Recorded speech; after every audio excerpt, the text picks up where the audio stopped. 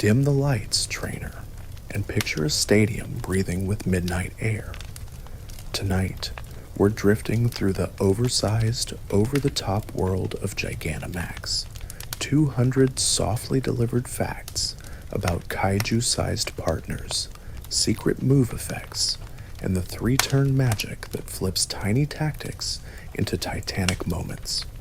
This isn't a hype reel, it's a calm glide over glowing power spots, residual chip damage that ticks like a metronome, and designs so big they turn the arena into a dreamscape. Quick theory before we begin: the next G-Max surprise is that you still aren't subscribed. If you're into cozy Pokemon deep dives, hit subscribe now and ring the bell so these late-night lore sessions land in your queue the instant they drop. It's free, it helps the channel a ton, and it means you'll never miss our next sleepy voyage through stats, strategies, and sparkles. Settle into a comfortable spot. Breathe in. With every fact, let the crowd noise fade and the details do the work. From cakes that heal to winds that wipe the field clean. From hazard storms to screen-setting songs. By the time we're done, your mind will be full, your eyelids heavy, and the arena lights dimmed to black. Ready? Let's grow giant and wind down. Not every Pokemon of a species can grow to skyscraper size. Only certain individuals are born with the mysterious Gigantamax factor, a hidden trait that lets them transform into their unique G-Max form. Two trainers might raise the same species, but one will only Dynamax normally, while the other towers into something extraordinary. This rare difference makes Gigantamax Pokémon highly sought after, turning battles into showcases of rarity and spectacle rather than simple size alone. When a Pokémon Gigantamaxes, it doesn't just grow larger, it gains a signature twist. Instead of using the usual max moves, one move type is replaced by a special G-Max move, unique to that species. This transformation only lasts 3 turns, so choosing when to unleash it matters. Those 3 turns can reshape the battlefield completely, adding effects no ordinary max move could offer, turning the tide in doubles or sealing victory in singles. Charizard has always been a fan favorite, but his Gigantamax form takes the spectacle further. When unleashed, Charizard's G-Max Wildfire surrounds opponents in roaring flames that last 4 turns. The fire continues to burn long after the initial hit, steadily wearing down non-fire opponents. It isn't just a devastating move, it's environmental warfare, transforming the battlefield into a sea of flames. For 4 turns, Charizard doesn't just fight, it dominates the entire stage. Lapras's Gigantamax form is both elegant and strategic. When Lapras uses its exclusive move, G-Max Resonance, it creates a protective barrier similar to Aurora Veil.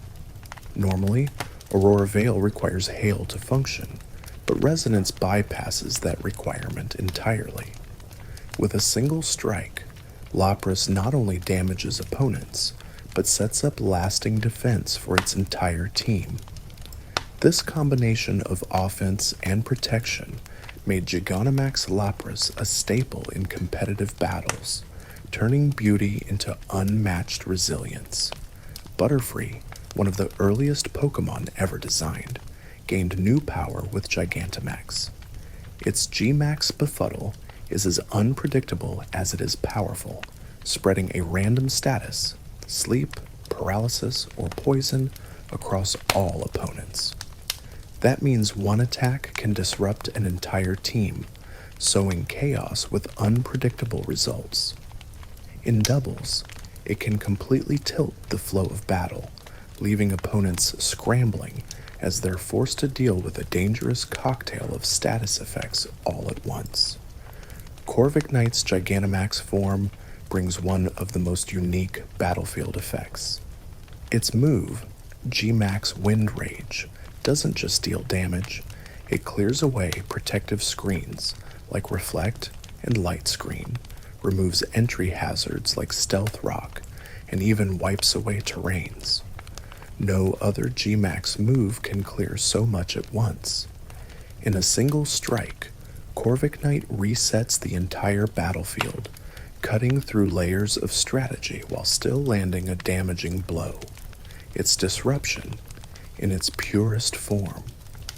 Dreadnought, the snapping turtle of Galar, gains an ocean-sized advantage in its Gigantamax form. Its move, G-Max Stone Surge, scatters jagged rocks across the battlefield, creating a hazard effect similar to Stealth Rock. These rocks punish every opposing Pokémon that dares to switch in, shaving health before they can even act. By combining raw power with long-lasting field control, Gigantamax Dreadnought makes the battlefield itself an extension of its jaws, ready to bite at every opportunity. Toxtricity, the punk rock lizard of Galar, electrifies the arena when it Gigantamaxes. Its G-Max Stun Shock delivers both damage and a nasty twist. Every opponent hit has a chance of being either paralyzed or poisoned. This double threat makes it unpredictable and disruptive. Instead of just dealing damage, it can cripple opponents with lingering conditions, turning a flashy electric attack into battlefield control. With one strike, Toxtricity turns rhythm and noise into total chaos. Hatterene, known as the Silent Pokémon, becomes even more unsettling in its Gigantamax form. Its exclusive move, G-Max Smite, doesn't just cause heavy damage, it automatically confuses its target. That means even if the raw power of the attack doesn't knock out an opponent, the lingering confusion might cause them to hurt themselves on the next turn. It's both psychological and strategic, perfectly fitting Hatterene's eerie, witch-like design and reputation for unsettling encounters. Here's one fact you probably didn't expect. The rarest Gigantamax phenomenon of all isn't a shiny Butterfree or an event-locked Melmetal.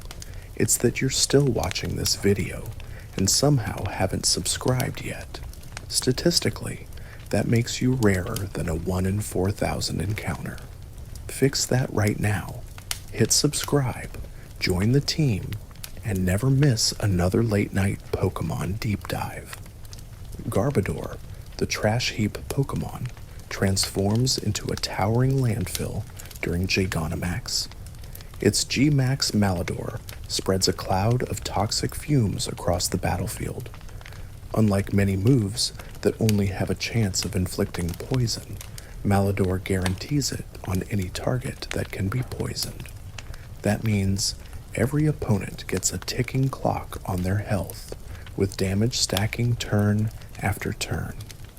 Gigantamax Garbodor turns what's often seen as waste into a dangerous weapon.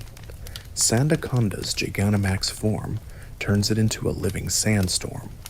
Its exclusive move, G-Max Sandblast, traps opponents in a swirling vortex of grit and dust.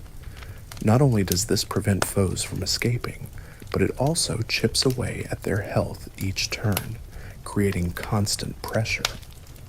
Combined with Sandaconda's natural bulk, it becomes a battlefield controller, slowly grinding down enemies while the endless sandstorm does the dirty work. Every turn feels heavier inside that storm. Centiskorch becomes a blazing inferno when it Gigantamaxes. Its move, G-Max Centiferno, unleashes a raging wall of fire that surrounds and traps opponents. Those caught inside are unable to escape, while the flames continue to burn them turn after turn. Unlike a simple attack, Centiferno creates a lingering hazard that punishes switching and defensive stalling.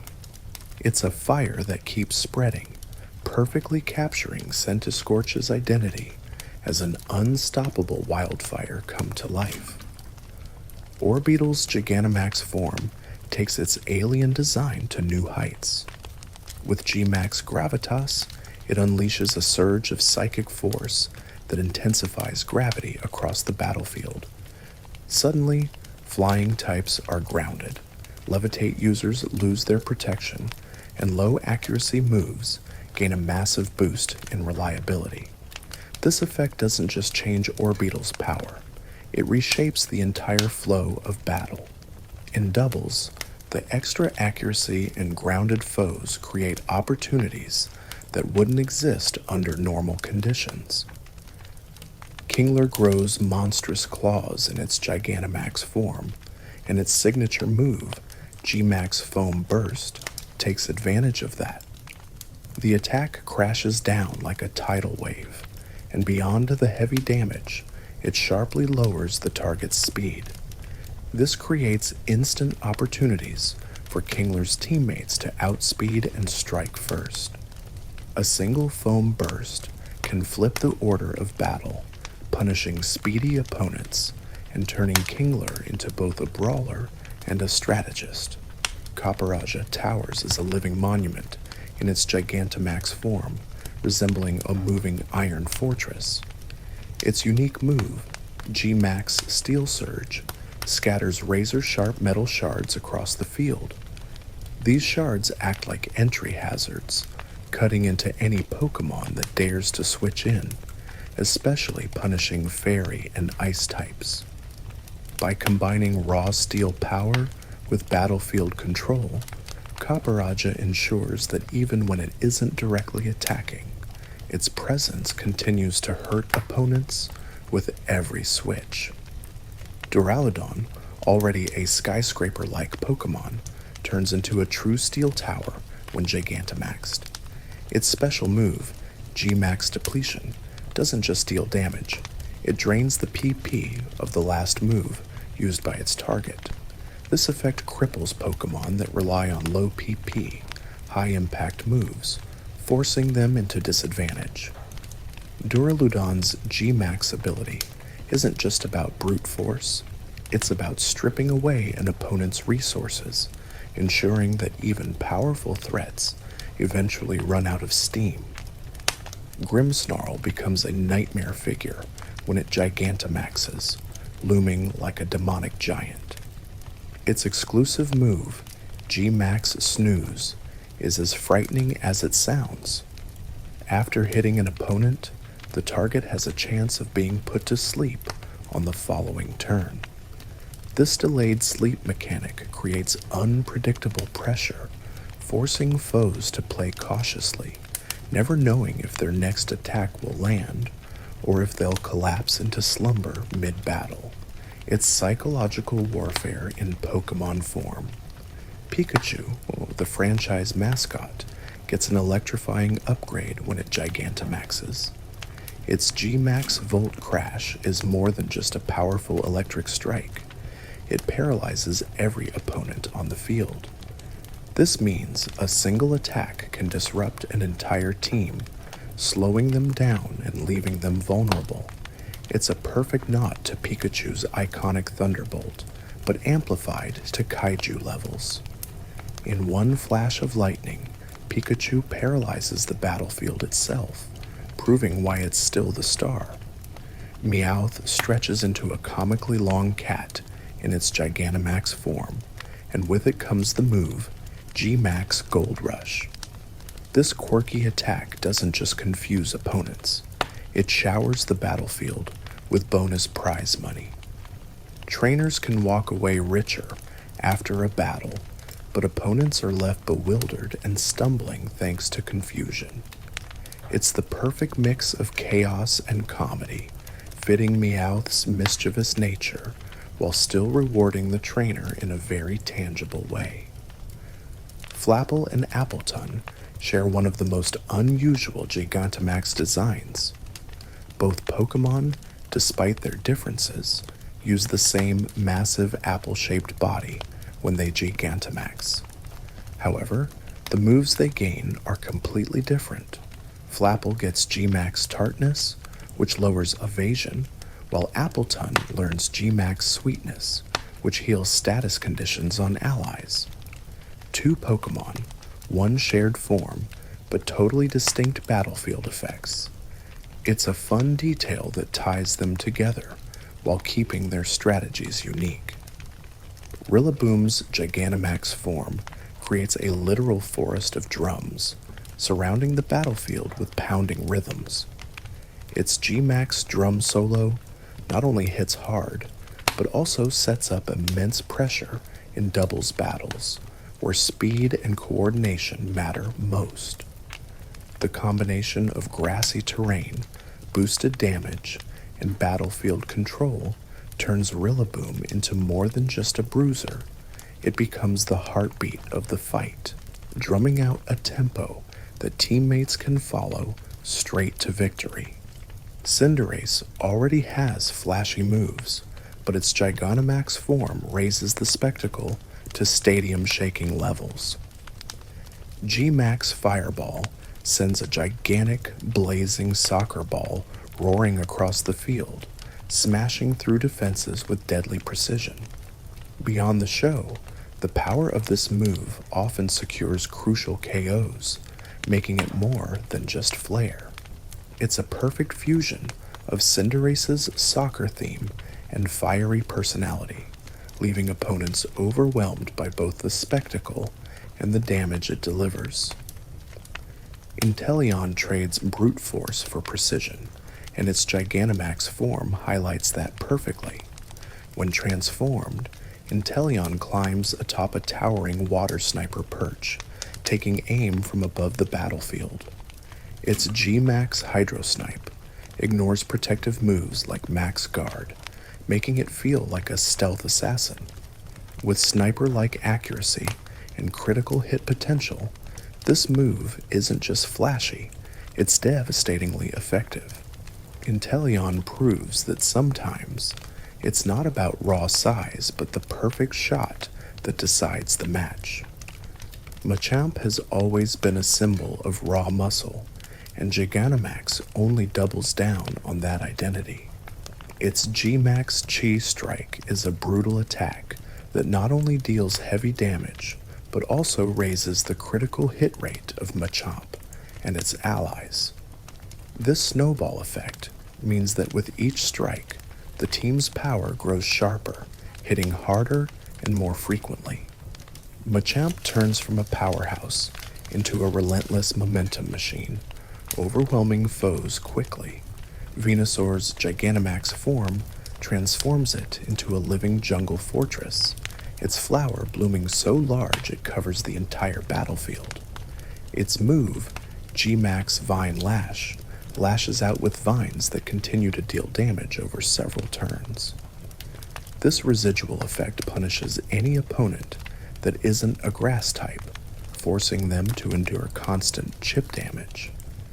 Venusaur's Gigantamax makes every turn hurt, blending offense and attrition into a strategy that slowly squeezes the life out of opponents. Blastoise evolves from a turtle with cannons into a living battleship when it Gigantamaxes. Its G-Max Cannonade floods the battlefield with torrents of water, causing damage that lingers for 4 turns. Much like Venusaur's Vine Lash, Cannonade chips away at foes that aren't water types, ensuring constant pressure. With its armored shell bristling with cannons, Gigantamax Blastoise doesn't just attack once, it establishes battlefield dominance, making opponents feel like they're drowning in non-stop firepower. Urshifu's single-strike style becomes even deadlier when it Gigantamaxes. Its G-Max One Blow is a massive attack that not only hits with devastating Dark-type power, but also pierces through Max Guard. Normally, Max Guard is the safest way to stall Gigantamax moves, but this attack completely ignores it. That means Urshifu can guarantee damage, no matter what defenses the opponent sets up, making it one of the most terrifying Gigantamax threats in the game. Urshifu's Rapid Strike style takes the same terrifying principle and applies it to a multi-target move. Its G-Max Rapid Flow is a surging wave of strikes that can hit more than one opponent, while also bypassing Max Guard's protection. This makes it a nightmare in doubles battles, where covering both opponents is key. While Single Strike crushes with raw power, Rapid Strike overwhelms with relentless speed and coverage, ensuring no opponent is safe once Urshifu unleashes its flow.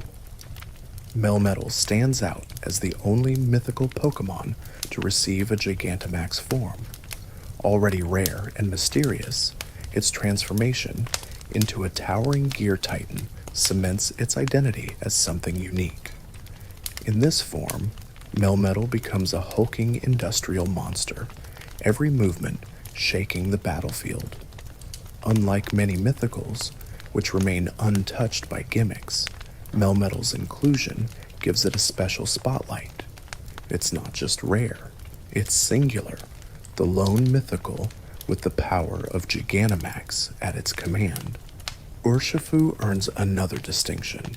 It is the only legendary Pokémon capable of Gigantamaxing.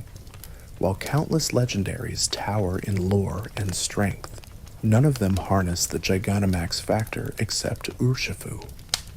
This makes it uniquely special, standing at the crossroads of legendary might and Galar's signature mechanic.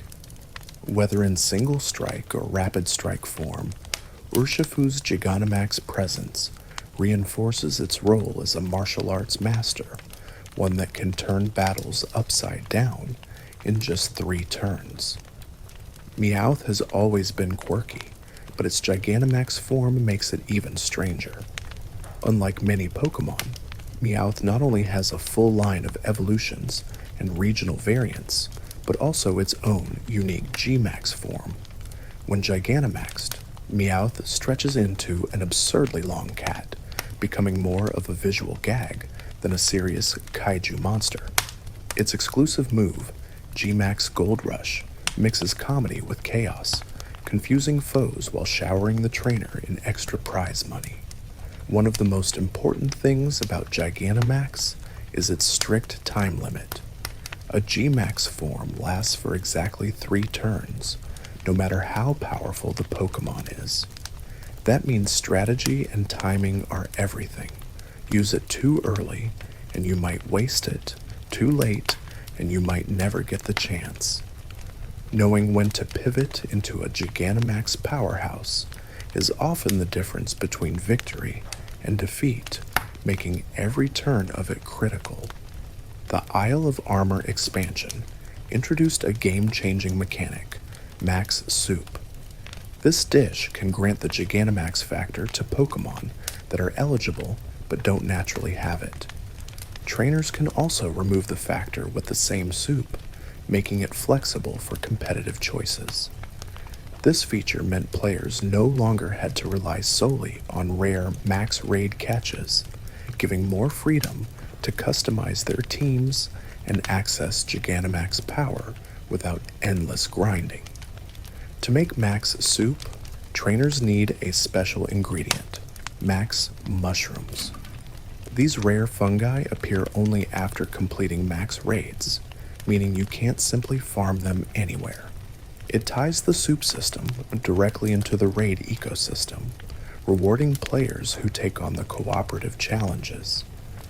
Collecting 3 max mushrooms is enough to brew 1 serving, and because they're limited, players have to carefully choose which Pokémon to grant the Gigantamax factor first.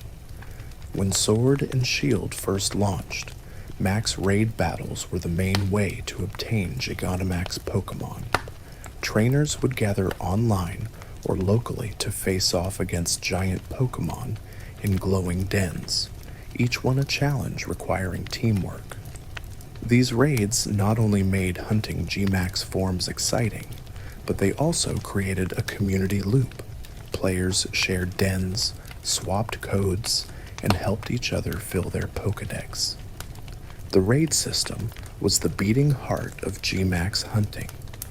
Wishing pieces gave trainers a way to influence those glowing dens. By tossing one into a den, trainers could force it to activate, spawning a new raid. This meant that instead of endlessly waiting for dens to light up naturally, you could directly hunt for Gigantamax encounters. While still random, wishing pieces made the process more efficient, and clever players combined them with reset tricks to target specific Gmax Pokémon more reliably than ever before. To keep things interesting, the developers rotated event raid schedules that boosted the spawn rates of specific Gigantamax Pokémon. Sometimes, this meant a popular pick like Lapras would flood the wild area, while other times quirky options like Butterfree dominated. These timed rotations created a sense of urgency. If you didn't hunt during the event, you might miss out. It turned Gmax raids into seasonal highlights and made certain Pokémon feel truly special to catch. Gigantamax moves aren't just about raw power, they often mimic the utility of items or battlefield moves. For example, they can lay hazards, spread status, or even heal allies, all while still dealing damage. This blending of offense and utility makes Gmax Pokémon far more versatile than simple heavy hitters. Instead of being just bigger, they become walking strategies in themselves, condensing multiple support or disruption options into a single attack animation with enormous impact. Lapra became one of the most beloved double staples thanks to its Gmax move, Resonance. Normally, Aurora Veil requires hail to function, but Resonance bypasses that limitation entirely, setting dual screens in one strike. This meant Lapra could both damage opponents and give its team instant protection, making it invaluable in competitive doubles formats. With high bulk, excellent typing, and its unique Gmax move, Lapra's carved out a spot as a defensive juggernaut. Corviknight brought something unique to Gigantamax battles. Its exclusive move, Gmax Wind Rage, doesn't just attack. It clears away hazards, screens, and even terrains. This made it an incredible counter to defensive teams that stacked layers of protection. No other Gmax Pokémon offered this kind of full field reset. Corviknight's mix of durability and utility meant that it could both tank hits and completely reset the field state, swinging momentum in ways few others could manage. Colossal's Gmax Volcalith is infamous for its chip damage, which continues to hit opponents every turn for 4 turns. Unlike most effects, the residual damage even applies through Protect, meaning opponents can't simply stall it out. This makes Volcalith especially dangerous in the endgame, where small amounts of damage can secure knockouts. Combined with Colossal's natural synergy with weakness policy, it turns a bulky rock into a ticking time bomb for enemy teams. Dreadnaught's Gmax Stone Surge gives it battlefield utility beyond brute force. By scattering jagged rocks across the opponent's side of the field, it mimics Stealth Rock without needing to spend a move slot on the setup. That means Dreadnought can run pure attacking moves, yet still punish opponents with hazard damage every time they switch. This surprise field control makes Gigantamax Dreadnought an unexpected disruptor, combining offensive power with sneaky layers of passive damage. Copperage's Gmax Steel Surge is especially cruel to teams relying on fairy or ice types. By spreading sharp steel shards across the field, it ensures these types lose large chunks of health on every switch. Unlike standard entry hazards, this unique steel hazard creates consistent pressure on Pokémon that are weak to the type. For trainers who rely on fairy walls or ice sweepers, Copper Age's Gigantamax turns every swap into a painful decision. Butterfree's G-Max Befuddle is the definition of chaos. Instead of a predictable status, Befuddle randomly inflicts either sleep, paralysis, or poison across all opponents. This status roulette is especially effective against Trick Room teams, which rely on carefully timed setups. A random sleep or paralysis can completely derail their momentum. The unpredictability means opponents can't plan around it. Every Befuddle roll adds pressure, making Butterfree a surprisingly disruptive force in doubles and raids alike. Hatterene's G-Max Smite becomes even more oppressive under Trick Room. Normally, Smite guarantees confusion after dealing damage, already forcing opponents into coin flip turns.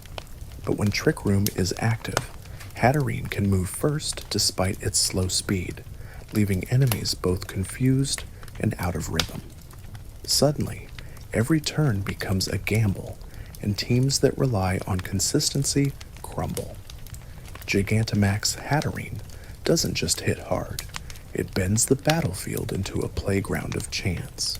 Machamp's G-Max Cheese Strike is already strong, but it becomes terrifying when stacked with items like Scope Lens or moves like Focus Energy.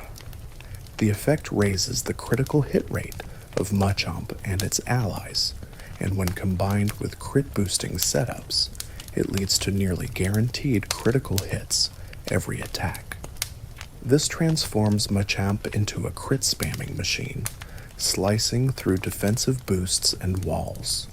Its relentless momentum, once Cheese Strike snowballs, it's nearly impossible to stop. Duraludon's G-Max Depletion is a unique form of battlefield control. After dealing damage, it lowers the PP of the target's last used move.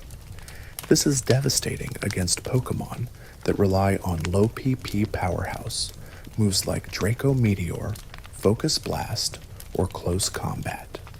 By draining those precious uses, Duraludon forces opponents to run out of steam faster than they expect. Instead of stalling with bulk, it empties the tank, leaving powerful threats helpless. Grimmsnarl's G-Max Snooze isn't just about damage, it's about timing. After hitting the opponent, it sets up a chance that the target will fall asleep on the following turn. This delayed effect pairs perfectly with screens or bulk support, denying counterattacks by forcing opponents into unpredictable sleep cycles. With Snooze, Grimmsnarl doesn't need to land status manually. It bakes it into its offense, turning every strike into a potential setup for its allies. Orbeetle's G-Max Gravitas warps the battlefield by imposing gravity. This forces flying types and levitate users to the ground, while boosting accuracy for moves like Hypnosis, Thunder, and Focus Blast. Suddenly, low accuracy strategies become reliable, and opponents who thought they were immune to ground attacks find themselves vulnerable.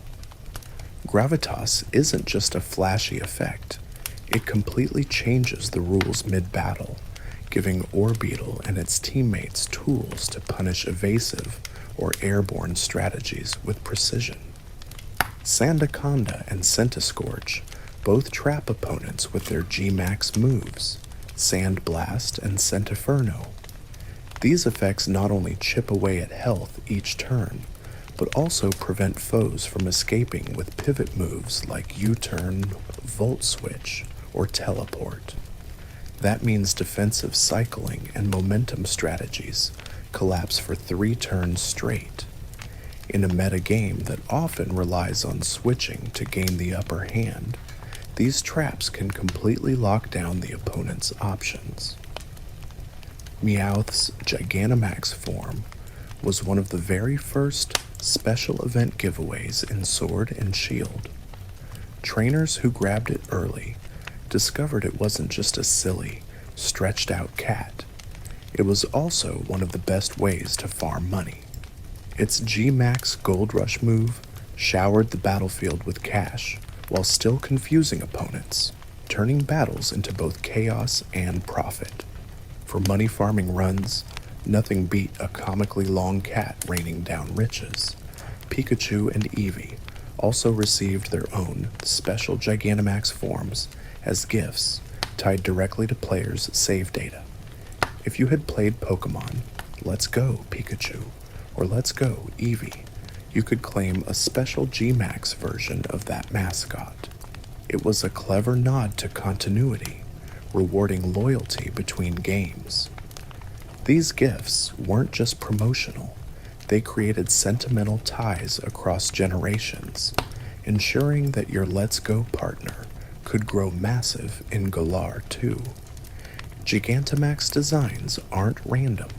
They're carefully crafted to exaggerate a species-defining traits. Colossal's transformation turns its body into a living volcano, complete with glowing magma. Snorlax sprouts an entire garden on its belly, carrying a meadow wherever it goes. Butterfree becomes a moth-like kaiju with enormous wings. These visual exaggerations lean heavily into personality and theme, making each Gigantamax form not just bigger, but also a dramatic extension of the Pokemon's identity and lore. Snorlax's Gigantamax form is one of the most charming designs in the entire series. Instead of just growing larger, Snorlax literally becomes a landscape, with a tree, grass, and flowers blooming on its massive belly. The idea suggests Snorlax is so still and enormous that nature simply grows on it. This transformation turns a sleepy giant into a living ecosystem, a mountain-like Pokemon that looks as if it has become part of the world itself. Gigantamax Pikachu, often nicknamed Pika-Chonk, is a deliberate throwback to the rounder, chunkier Pikachu design from Generation 1. Fans often joke about Pikachu's slimming down over the years, but G-Max Pikachu restores that old-school look in massive proportions. Its oversized body, glowing tail, and nostalgic silhouette make it a love letter to longtime fans. Beyond nostalgia, it's a reminder that Gigantamax isn't just power. It's also a celebration of Pokemon history and artistic evolution. Butterfree's Gigantamax form is a direct homage to classic kaiju monster films. With enormous glowing wings and a menacing aura, it feels more like Mothra from Godzilla than the small butterfly it started as. Almost. The resemblance wasn't accidental. Designers leaned into monster movie energy to make it feel like a towering force of nature. G-Max Butterfree isn't just about status effects. It's a cinematic experience, turning an early game bug into a giant horror movie moth. Inteleon's Gigantamax design completely changes how battles feel on screen.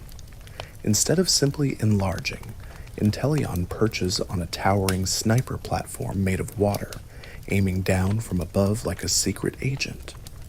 The shift alters the camera angles in battle, emphasizing the perspective of a sniper's scope. It makes the arena feel cinematic and tense, as though the whole stadium has become a spy thriller set piece, highlighting Inteleon's theme as a precision shooter. When Pokemon Gigantamax, their exclusive moves replace one type of attack slot, but the mechanics stay consistent with the original. Each G-Max move keeps the category of the base move, physical or special, so the damage still reflects the user's strengths. They also maintain the same general power tiers, so weaker base moves don't suddenly become nuclear weapons. This ensures Gigantamax battles remain balanced, with the real edge coming from the added effects, not raw numbers. One thing trainers often forget is that Gigantamax Pokémon still benefit from the same stat boost as regular Dynamax forms. Their HP doubles for the duration, making them significantly harder to take down. However, no other stats change. Attack, defense, and speed all remain the same. This balance keeps Gmax powerful without breaking the game. The extra health is crucial though. It ensures that these flashy forms stick around long enough to make an impact. Abilities remain unchanged when a Pokémon Gigantamaxes. No matter how big or monstrous they become, their innate ability stays exactly the same. A Corviknight with pressure still has pressure, a Lapra with water absorb keeps that defensive edge, and a Gmax Pikachu still relies on static. This consistency means that while Gigantamax adds new dimensions of strategy, it doesn't alter the Pokemon's fundamental identity. Your team planning and synergy still revolve around those core abilities. When breeding Pokemon, the Gigantamax factor isn't passed down to offspring. Even if both parents have it, the child will not inherit the ability to Gigantamax. This makes Gigantamax Pokémon more unique than simple IV or move inheritance. They must be caught or granted the factor through Max Soup. For competitive players, this meant Gmax Pokémon required more investment and couldn't simply be bred like standard battle-ready partners.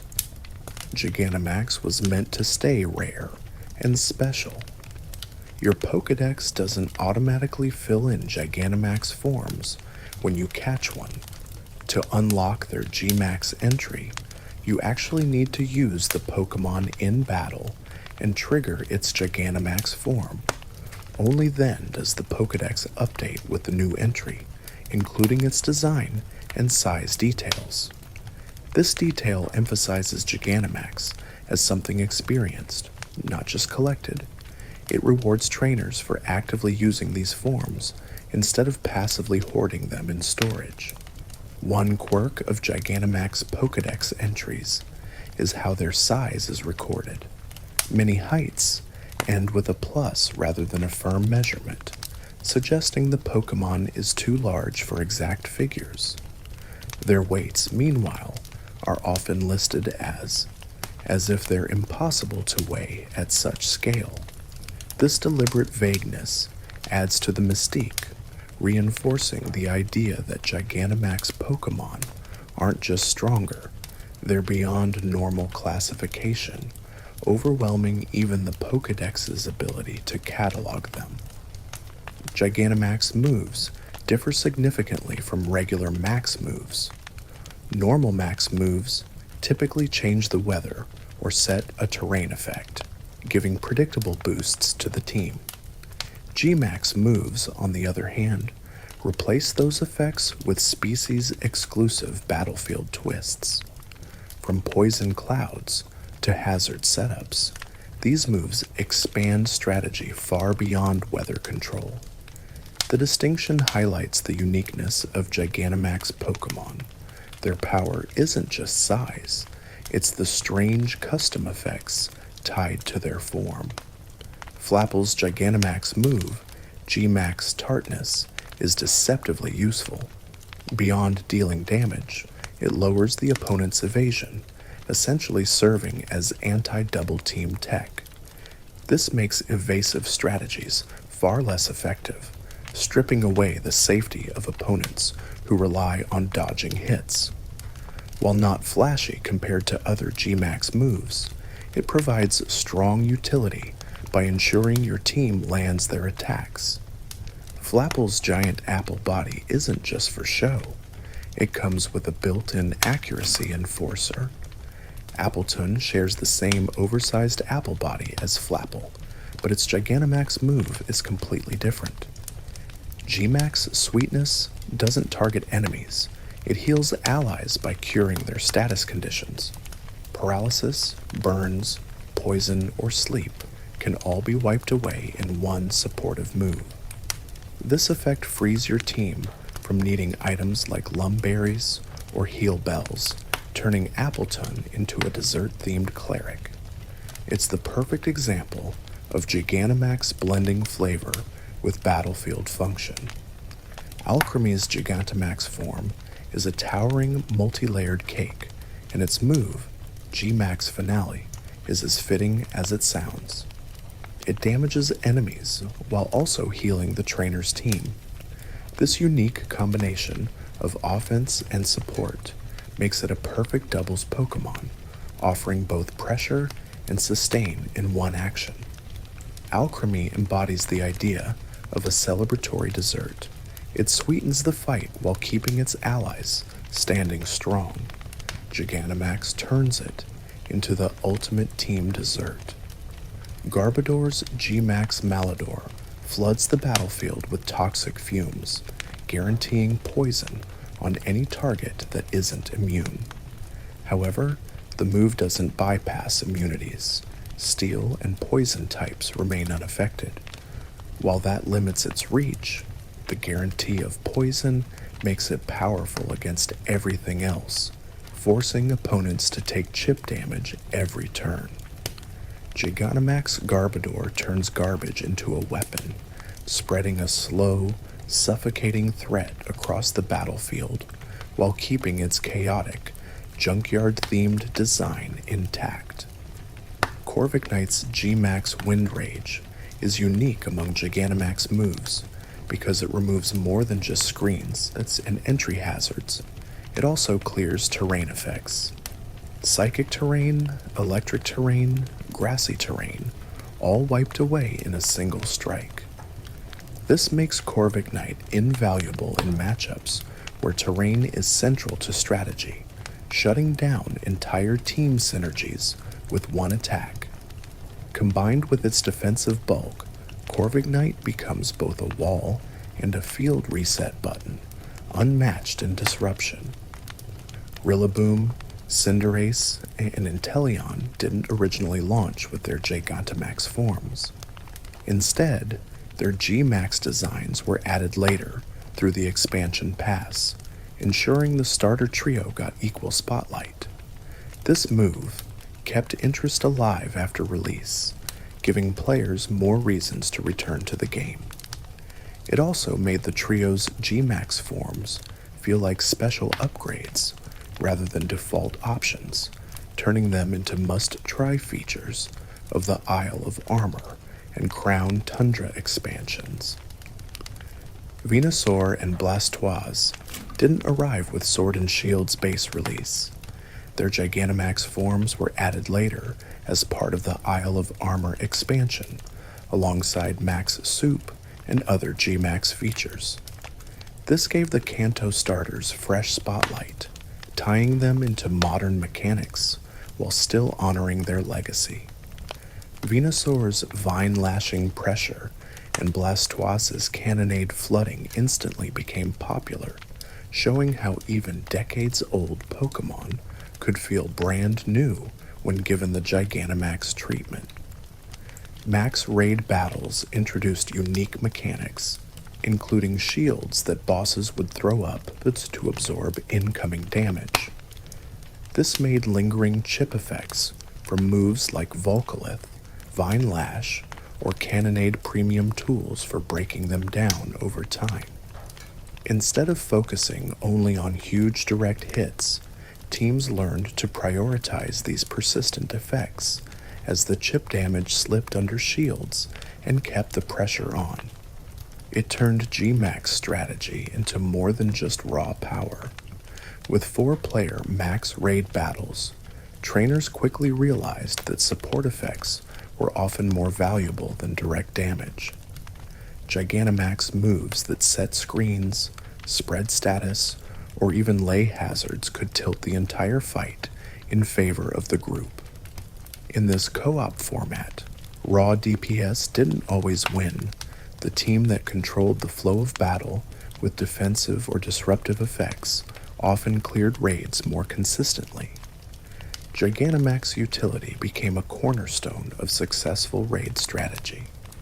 Colossal found one of the most unique Gigantamax synergies in competitive play. Thanks to its ability steam engine, a super effective water or fire hit sends its speed skyrocketing.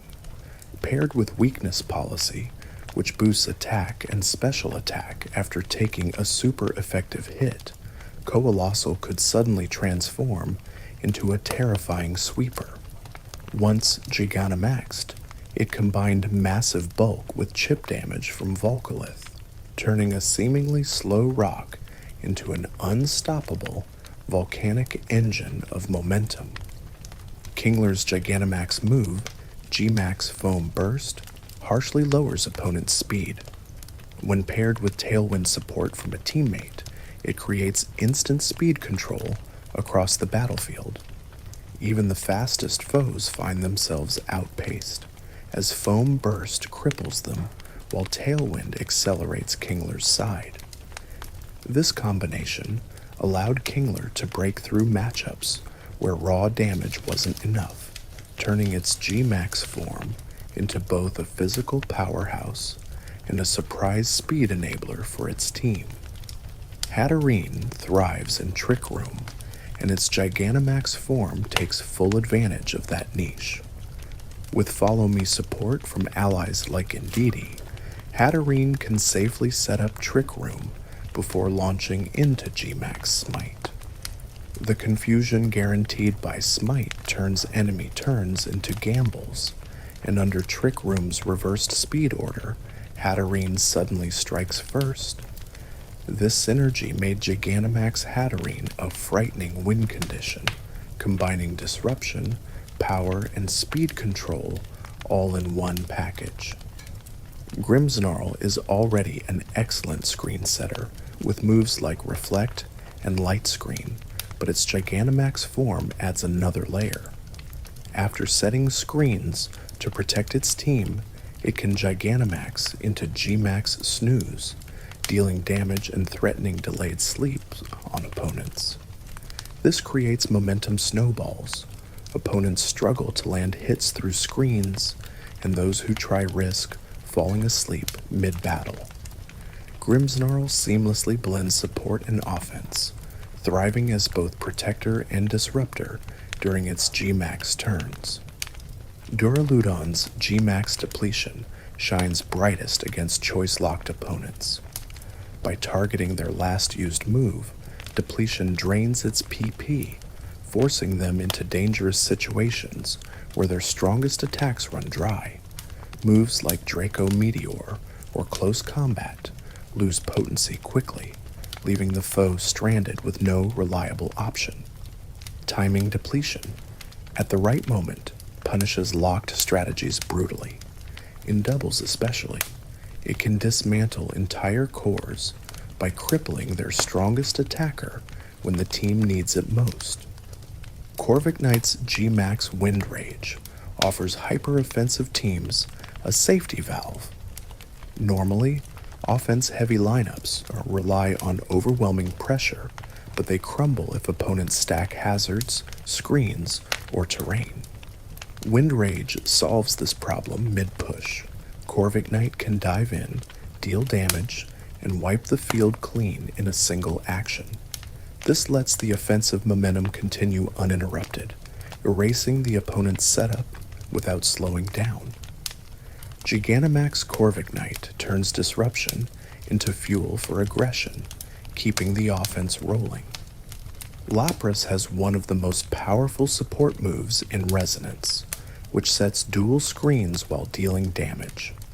A clever strategy is to Gigantamax Lapras early, establish Resonance, and then pivot out into another ally.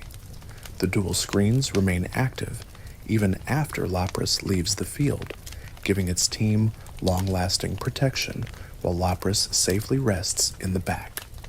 This combination of early support and durability made Lapras a staple in doubles formats. Gigantamax wasn't given to every new Pokémon in Generation 8.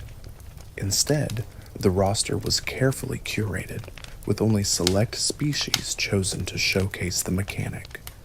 This made Gmax forms feel rare and intentional rather than universal, highlighting Pokemon with unique themes or visual quirks. By limiting availability, Game Freak created a sense of exclusivity, encouraging players to hunt down and celebrate these special forms while keeping the spectacle of Gigantamax transformations fresh and surprising. Many Gigantamax designs leaned heavily on Generation 1 nostalgia. Classic Pokemon like Pikachu, Meowth, Charizard, and Butterfree were given early Gmax forms to connect the new mechanic to the franchise's roots. This ensured that longtime fans had instant recognition and excitement, while new players could experience these iconic Pokemon in a brand new way. By anchoring Gigantamax in nostalgia, the mechanic bridged the gap between old memories and fresh experiences, making Gmax feel universally appealing. Gengar's Gigantamax form is one of the most haunting designs. Instead of simply enlarging, its body becomes a giant portal-like mouth on the floor, as though it's opening a gateway to the underworld. The eerie aesthetic makes the battlefield itself look cursed, as if stepping too close means being swallowed whole. It perfectly matches Gengar's ghostly trickster identity, giving it a terrifying kaiju upgrade that turns every fight into a haunted stage performance. Alchemy already had dozens of decorative variations, but its Gigantamax form unifies them into one spectacular design. When Gmaxed, Alchemy becomes a towering, multi-tiered cake, complete with colorful frosting and decorations stacked high into the sky. This enormous cake form isn't just adorable, it ties directly into Alchemy's role as a celebratory and supportive Pokemon. It's as though its sweetness becomes unstoppable, transforming a simple dessert companion into a grand centerpiece of any battle. Centiskorch becomes a blazing inferno when it Gigantamaxes, stretching its fiery body into a massive, glowing bridge of flames. Its design evokes the image of a living fire centipede that could span the entire battlefield, radiating dangerous heat in every direction. This isn't just a size increase, it's a full transformation into a legendary kaiju-style monster. With its fiery coils spanning the arena, Centiskorch's Gmax design embodies the unstoppable energy of a wildfire on legs. Sandaconda's Gigantamax form takes its serpentine design to the next level. When transformed, its coils unravel into a massive living sand twister that towers above the stadium. The whirlwind of sand obscures vision, swirls violently, and fills the entire battlefield with desert energy. This visual design isn't just intimidating, it reflects its G-Max move, Sand Blast, which traps foes in a sandstorm. Sandaconda becomes not just a snake, but an entire natural disaster contained in one Pokemon. Dreadnaught's Gigantamax design amplifies its kaiju energy by placing it atop a towering wave. Rather than simply standing tall, it surfs a massive crest of water, like a monster rising straight out of the ocean. This imagery fits perfectly with its turtle-like design and aggressive nature. Combined with its Stone Surge Hazard move, Gigantamax Dreadnought isn't just a combatant, it's a tidal force, overwhelming opponents as though the entire stadium is about to be flooded. Kingler takes on a comical but intimidating look when Gigantamaxed. Its enormous claws become even more fearsome, but the most striking feature is the foamy beard that sprouts around its face. The foam is so exaggerated, it resembles whiskers the size of small trees, turning Kingler into a frothing sea beast. This design balances absurdity with menace. What could have been a simple, oversized crab becomes a roaring, bubbling ocean monster straight out of a sailor's nightmare. Copperaja transforms into a towering, industrial elephant in its Gigantamax form. Its design resembles a living smelter, with glowing patterns across its body and tusks that look ready to forge steel. Its G-Max Steel Surge ability drives the point home, scattering razor-sharp metal shards onto the battlefield. This combination of industrial imagery and elephantine power makes Copperaja feel like a juggernaut of industry, part Pokemon, part machine, and entirely destructive when unleashed in battle. Toxtricity's Gigantamax design makes it look like a living Tesla coil, amplifying energy to stadium-shaking levels. Its body extends into jagged neon spikes, glowing with electricity that radiates outward like a giant speaker system. The design leans into Toxtricity's punk rock vibe, turning it into a walking concert of electricity and noise. Its G-Max Stun Shock spreads paralysis or poison across opponents, as though its chaotic energy spills over uncontrollably, infecting the entire battlefield with static chaos. Gigantamax Melmetal stands apart as a gear titan, with its massive liquid metal body reshaped into a towering industrial monster. Each step shakes the battlefield like machinery coming alive, while its hex-nut chest glows with terrifying energy. Already rare as the only mythical with a G-Max form, Melmetal's transformation highlights its theme of raw mechanical power. In battle, it feels less like a Pokemon and more like a colossal engine dominating the arena. Eevee's Gigantamax form embraces its cuteness to dangerous effect. Its exclusive move, G-Max Cuddle, damages enemies while infatuating any opposite-gender Pokemon. This status effect can prevent opponents from moving at all, effectively turning Eevee's sweetness into battlefield control.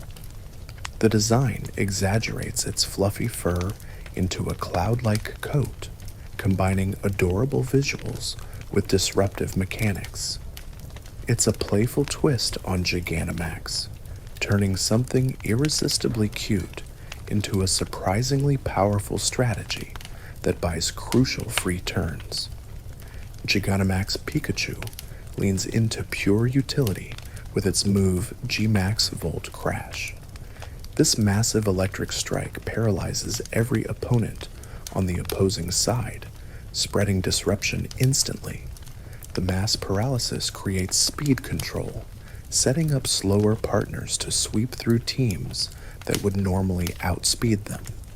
Combined with Pikachu's nostalgic Pikachonk design, this G-Max form is both a throwback to Gen 1 and a powerful enabler in competitive battles. Its lightning doesn't just dazzle, it reshapes the fight. Gigantamax Meowth offers one of the quirkiest strategies in doubles battles.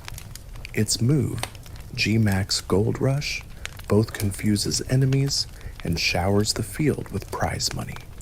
The confusion effect buys precious free turns for allies to set up or strike safely, while the cash bonus adds a fun out-of-battle reward. Stretching into a cartoonishly long cat, G-Max Meowth balances humor, chaos, and utility, proof that even gimmick designs can carry unexpected battlefield value. One important detail about Gigantamax mechanics is that they don't inherently change accuracy. Even if a Pokemon towers to kaiju size, its moves retain the same accuracy rules as before. For players looking to boost reliability, moves like Orbeetle's G-Max Gravitas become essential, as gravity raises the accuracy of otherwise shaky moves like hypnosis or thunder. This keeps Gigantamax balanced. Size and spectacle don't guarantee perfect aim without proper support. Residual effects from Gmax moves synergize perfectly with existing item and ability strategies, creating efficient setups in competitive play. For example, Colossal's Volcalith chip damage combines with weakness policy boosts to pile on pressure, while Venusaur's Vine Lash pairs with grassy terrain recovery for sustainable offense.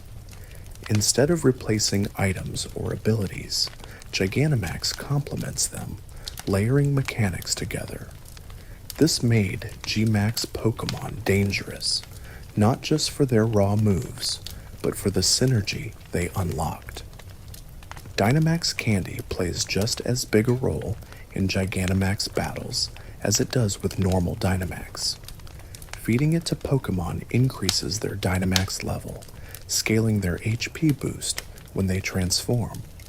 Since Gigantamax forms also double their health during those turns, Dynamax Candy ensures they stick around longer to use their exclusive moves.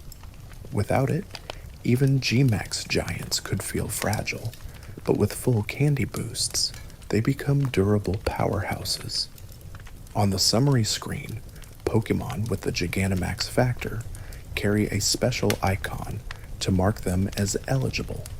This helps trainers distinguish between normal, Dynamax-capable Pokémon and those that can truly Gigantamax.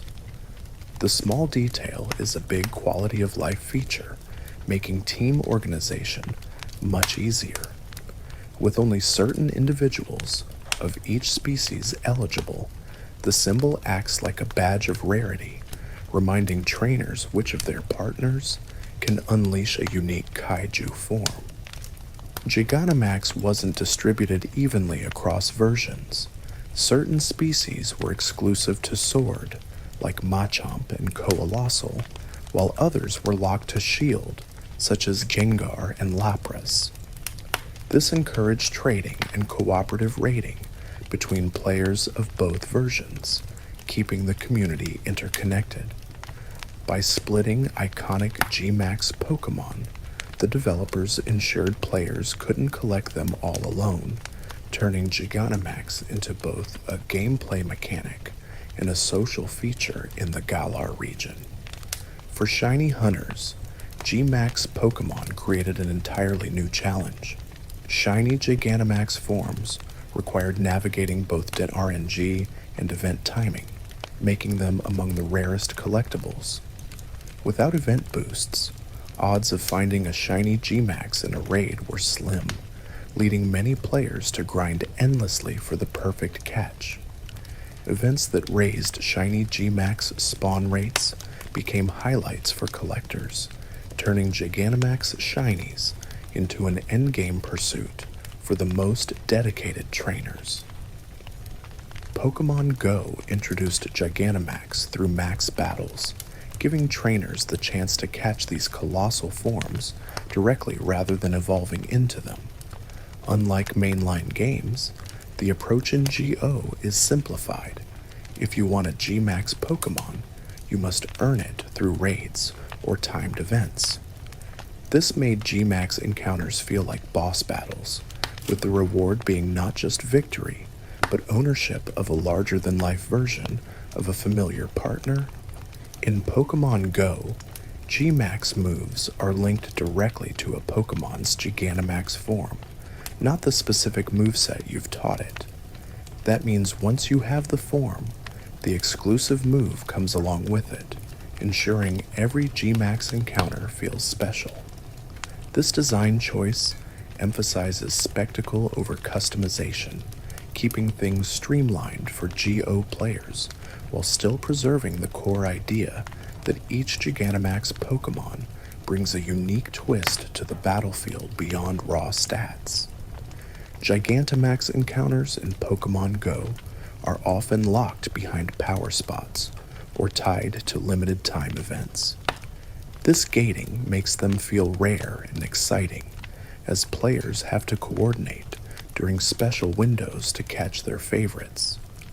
Just like raid events for legendaries, Gmax Pokémon became social experiences, encouraging trainers to team up. The scarcity built hype. If you weren't there for the event, you'd miss the chance, creating a real sense of urgency and community. In the mainline games, Max Soup uses rare mushrooms to unlock Gigantamax potential, but in Pokemon Go, Max Particles and mushrooms are temporary battle resources instead. They act as boosts during fights rather than permanent upgrades, making them more like consumable power-ups. This adaptation fits GO's mobile short-session design philosophy, emphasizing immediacy. Trainers don't prepare soup in a dojo. They power up quickly and charge into max battles, keeping the focus on spectacle and speed. Gigantamax in Pokemon Go highlights scale and drama by allowing massive lobby sizes in max battles. Unlike standard raids, where small teams often suffice, these fights encourage large groups of trainers joining together to chip away at towering Gmax opponents. The presentation emphasizes communal spectacle. The sight of dozens of trainers facing down a skyscraper-sized Butterfree or Snorlax is meant to awe. It turns a mobile raid into something closer to a stadium event. In Galar's lore, all Dynamax and Gigantamax energy originates from Eternatus. Its body overflows with limitless power, and fragments of its core energy leak into the environment. This radiation fuels power spots, letting Pokemon swell to titanic sizes. Gigantamax isn't random. It's a direct consequence of Eternatus' unnatural presence. In story terms, every oversized battle is a reminder of Eternatus' influence, showing how one creature reshaped the region's competitive landscape and even the culture of battle. Power spots are geological phenomena tied directly to Eternatus' energy, and stadiums were deliberately built on top of them in Galar. That's why official matches in the Pokemon League allow Dynamax and Gigantamax, while ordinary battles elsewhere don't. The League harnesses and controls this volatile energy, channeling it into spectacle for fans. Without these power spots, the mechanic wouldn't function. It's not just game balance, it's a lore explanation for why the system exists at all. Wyndon's massive arena is essentially a controlled funnel for Dynamax energy. Engineers designed the stadium to safely harness Eternatus' radiation, ensuring battles could be broadcast without spilling destructive energy into the city. The glow of the battlefield lights, the special effects, even the scale of the transformations, all are tightly managed by the League. This transforms each Gmax match into something larger than life, a blend of sport, performance, and controlled natural disaster. The 3-turn cap on Gigantamax forms creates intense mind games for trainers. Do you unleash your Gmax immediately to grab momentum, or do you save it for a decisive late-game push? Blow it too early and opponents may stall you out. Wait too long and you may never get the chance. This time, Limit keeps the mechanic balanced, ensuring Gmax isn't just brute force. It's a strategic resource, every turn of it carrying immense weight. Normally, stalling Dynamax or Gigantamax turns with Protect is a reliable counter. But residual Gmax damage, like Colossal's Volcalith or Venusaur's Vine Lash, punishes those stall attempts by dealing chip through Protect. And Urshifu, with its Gmax moves ignoring Max Guard, breaks the strategy entirely. This flips conventional defensive play on its head. Stalling isn't always safe. Gigantamax battles force trainers to think creatively, where protecting doesn't guarantee survival and offense often becomes the best defense. When a Pokemon Gigantamaxes, its exclusive G-Max move replaces the standard max move of that type, but the secondary effects of other max moves still apply. For example, Fire G-Max moves won't summon Sun anymore, but a Max Geyser from another Pokemon still brings rain.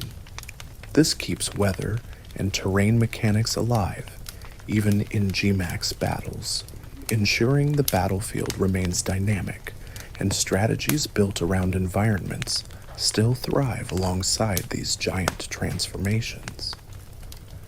One underrated perk of Gigantamax moves is item freedom. When Lapras sets Aurora Veil with Resonance, or Copperajah scatters shards with Steel Surge, it frees the team from needing items like Light Clay or dedicated hazard setters. This flexibility opens up item slots for more creative choices, letting trainers run offensive or defensive tools without sacrificing utility. Gigantamax essentially compresses roles, letting one Pokemon do the work of two while still hitting hard in the process. During the official VGC seasons of Sword and Shield, Gigantamax reshaped the competitive meta. Lapras became a cornerstone, with Resonance setting instant dual screens, while Colossal thrived as an engine thanks to its Volcalith chip paired with steam engine speed boosts. Teams began to form around these strategies, warping how doubles battles unfolded. G-Max wasn't just a gimmick, it defined entire formats, forcing players to prepare specifically for Lapras screens and Colossal cores.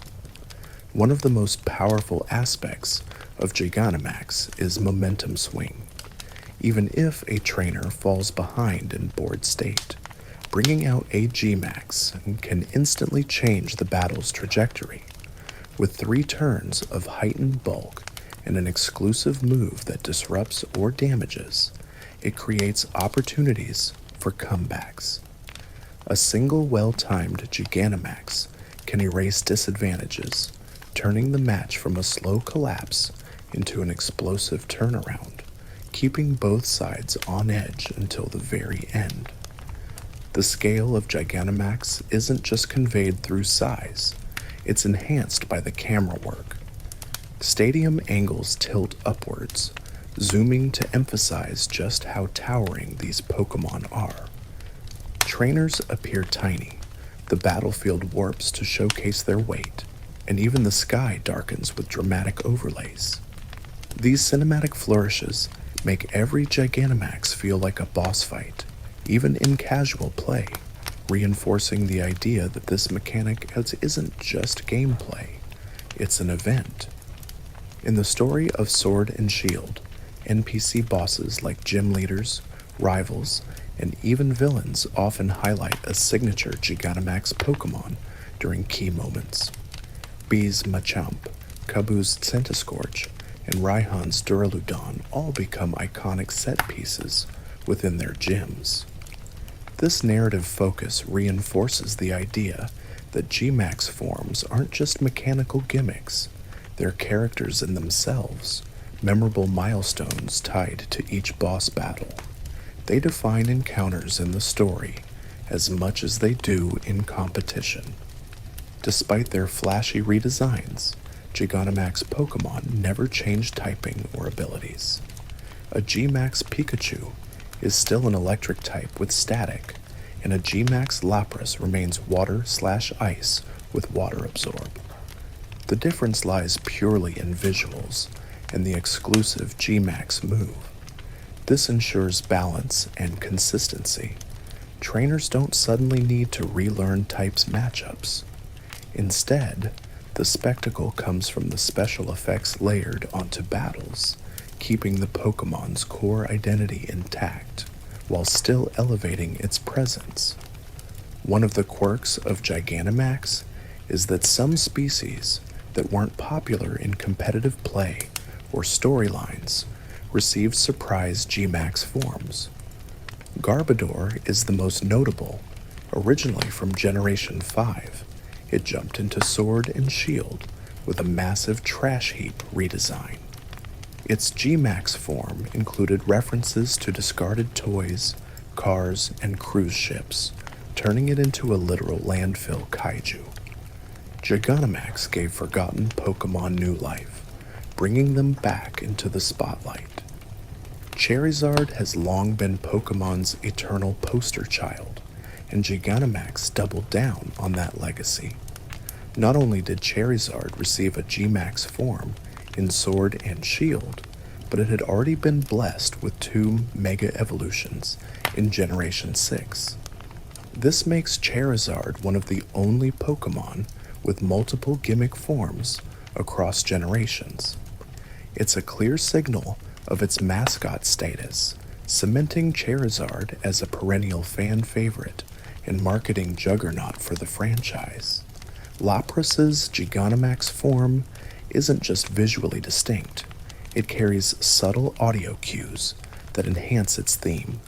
Its cry becomes slightly drawn out, echoing like a song, and the accompanying battle music shifts in tone when resonance is used, reinforcing the idea of shields and melodies. These small touches highlight Lapras's identity as a musical guardian, turning every Gigantamax appearance into not just a battle, but a performance. Its flavor and strategy woven seamlessly together. Hazard-setting G-Max moves, like Copper Aja's Steel Surge or Dreadnaught's Stone Surge, punish switching by inflicting chip damage every time a new Pokémon enters the field. In doubles, this forces players to commit to their active choices instead of cycling freely. The threat of losing chunks of HP just for pivoting changes the rhythm of battles. Gigantamax hazards make switching far riskier, subtly pushing matches toward calculated plays rather than constant rotation strategies. Trap-based Gigantamax moves, like Sandaconda's Sandblast or Centiskorch's Centiferno, lock opponents in and deny them the ability to escape with pivot moves like U-turn, Volt Switch, or Teleport. For teams built on Volt-turn cores, this is devastating. Being forced to stay in against a boosted G-Max Pokémon creates enormous pressure. What was once a flexible strategy becomes a prison, making these trapping moves incredibly effective counters to fast-paced, pivot-heavy playstyles. Status-spreading Gigantamax moves such as Butterfree's Befuddle or Grimmsnarl's Snooze can completely warp the turn economy. By randomly inflicting sleep, paralysis, or poison, or delaying with potential sleep on the following turn, they create uncertainty that ripples across every action. Opponents can no longer reliably predict outcomes, as each turn carries an added risk. These moves turn disruption into a win condition, making every strike more than just damage.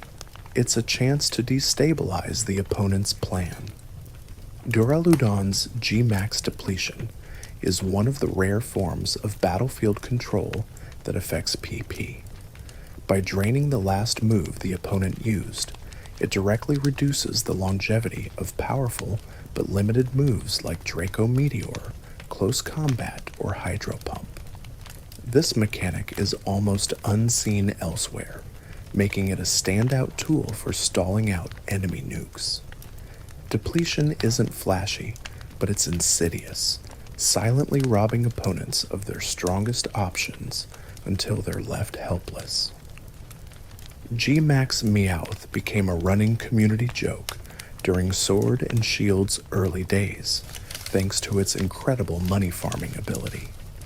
Using its G-Max Gold Rush move during battles showered trainers with bonus prize cash, making it one of the fastest ways to grind money. Players leaned into this by creating cash cat runs, stacking amulet coins or other multipliers for maximum profit. It wasn't just useful, it was a meme, proving that comedy could pay. Not all Gigantamax visuals are focused on the Pokemon itself. Many designs extend into environmental effects, like colossal erupting magma falls, Dreadnought surfing a giant tidal wave, or Corviknight whipping up hurricane-like gusts. These flourishes turn the arena into part of the Pokemon's identity, making every battle feel cinematic. The stadium doesn't just host the battle, it transforms into a living stage, emphasizing the idea that Gigantamax Pokémon reshape the world around them when unleashed. The total roster of Gigantamax Pokémon sits in the 30s, making the mechanic feel curated and special. Instead of flooding the entire Pokédex with oversized forms, the developers selected key species that fit strong visual or thematic concepts. This limited count preserved the spectacle of encountering a G-Max form, ensuring that each one felt rare and deliberate. By keeping the pool smaller, Gigantamax remained an event rather than a universal upgrade across the board. One technical quirk is that Gigantamax forms aren't transferable between games as models. When sent through Pokemon Home, the Pokemon retains the Gigantamax factor in its data, but it will only appear in its standard form unless brought back into Sword and Shield. The model itself only activates in the Sword and Shield battle environment. This preserves the exclusivity of G-Max visuals, keeping them tied directly to the Galar experience, where the mechanic was introduced. Even if a species has a Gigantamax form, not every individual can use it. A Pokemon must specifically have the Gigantamax factor to trigger its transformation. This means catching or unlocking the right individuals is essential, and you can't simply force any Charizard or Butterfree to Gigantamax. This restriction highlights the rarity of G-Max Pokemon, reinforcing the idea that they're special cases rather than common occurrences, even among species known to have the ability. Gift Pikachu and Eevee with the Gigantamax factor, distributed as bonuses for Let's Go save data, are locked to their mascot forms and cannot evolve. This preserves their iconic status, ensuring that fans keep them in their recognizable shapes rather than turning them into Raichu or one of Eevee's evolutions. These gift Pokemon are less about competitive play and more about branding. They're reminders of Pikachu and Eevee's starring roles as franchise ambassadors. In raid battles, shields make single heavy nukes less effective than they look. Multi-hit or residual G-Max moves become far more valuable since they continue to chip away regardless of barriers. Effects like Cannonade, Volcalith, or Vine Lash slip past the shield's defenses, ensuring damage keeps stacking. These lingering moves reward patient players and team synergy, proving that in raid scenarios, consistency often beats raw one-shot power when fighting against bulky G-Max bosses. Residual G-Max effects sound universal, but they come with specific fine print. For example, Venusaur's Vine Lash only damages non-grass opponents, while Blastoise's Cannonade skips over water types. Colossal's Volcalith leaves rock types untouched, and Charizard's Wildfire spares fire Pokemon. Knowing these exceptions is key for strategy. What looks like a universal chip tool can be totally nullified depending on type matchups. Gigantamax isn't just spectacle, it's about reading the hidden clauses that balance each effect. Corviknight's G-Max Wind Rage is unique because it wipes 3 separate battlefield conditions at once, unlike standard max moves that only change weather or terrain. Wind Rage clears away Reflect and Light Screen, removes entry hazards like Stealth Rock or spikes, and erases active terrains. No other G-Max move combines this level of disruption in one action. It turns Corvignite into a field reset button, thus giving teams breathing room against heavily set up opponents. Grimmsnarl's G-Max Snooze is sneaky in its timing. Instead of instantly putting foes to sleep, it delays the effect until the next turn. This mechanic creates strange turn economies, especially around moves like Protect. Opponents who try to block damage might wake up the next turn facing guaranteed sleep instead. Snooze disrupts planning and forces hesitation. It doesn't just deal damage, it plays with the rhythm of battle, ensuring Grimmsnarl always leaves opponents second-guessing. Hatterene's G-Max Smite inflicts confusion along with damage, and when combined with chip effects or hazards, it becomes a nightmare to play against.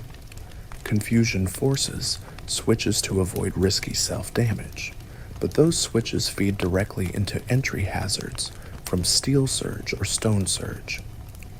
Smite isn't just about immediate pressure, it manipulates opponents into making choices that backfire. By stacking these mechanics, Hatterene creates a cascading trap where every decision an opponent makes has a cost. Flapple's G-Max Tartness lowers enemy evasion on top of its damage, effectively countering gimmick strategies like double team stacking. Normally, clearing evasion boosts requires niche moves like Haze or Clear Smog, which can be awkward to fit into a team. Tartness provides a direct on-hit answer. It turns a cute gimmick into a serious anti-meta tool, proving that even a quirky Apple Dragon can shut down opponents who rely on dodging instead of durability. Appleton's G-Max Sweetness is an overlooked support gem. Beyond dealing damage, it clears status conditions from allies, instantly curing burns, poison, paralysis, or even sleep.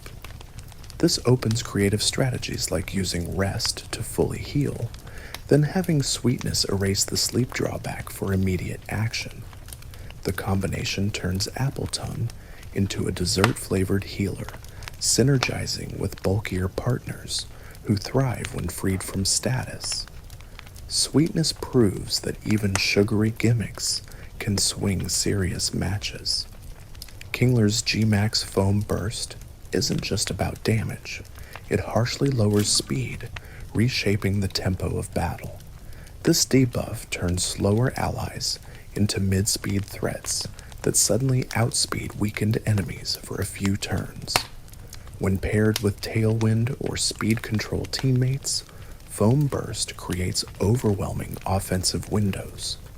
For such a goofy design, a crab with foam beard whiskers, it packs enormous tactical value, carving out a niche as a speed-shifting wall breaker in doubles play. Orbeetle's G-Max Gravitas forcibly summons gravity, grounding all flying Pokémon and nullifying Levitate abilities. This doesn't just stop evasive teams, it opens the door for ground-based spread moves like Earthquake to hit everyone. It also improves accuracy on low-reliability moves like Hypnosis or Thunder, turning shaky strategies into reliable win conditions.